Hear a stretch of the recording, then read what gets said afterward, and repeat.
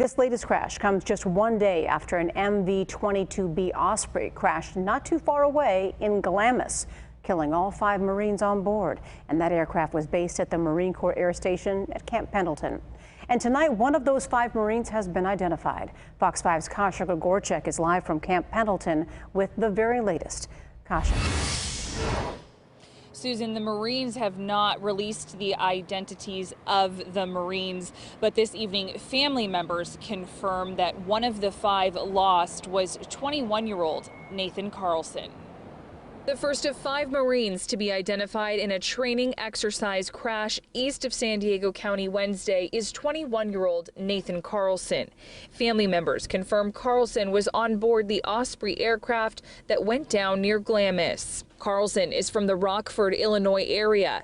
Tributes to him on social media paint the picture of a man who wanted nothing more than to become a Marine and was living his dream. The Osprey was based at Camp Pendleton and was part of the 3rd Marine Aircraft Wing headquartered at Marine Corps Air Station Miramar. There are many factors. What kind of a training flight was this? Was this a familiarization flight? How experienced were the pilots? Did it have an instructor on board with someone who was transitioning to the airplane?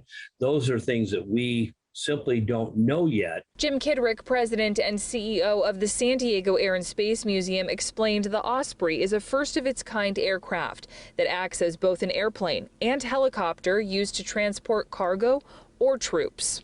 He says all aircrafts have challenges, especially during the development stage, but this plane has been around since the early 2000s. A thorough investigation into what went wrong will likely take months, as many mourn the loss of these Marines. They don't want it to happen again. So they'll look at it with an eye towards how can we prevent it, because they truly care about the most important asset, and the most important asset in the military services are our people.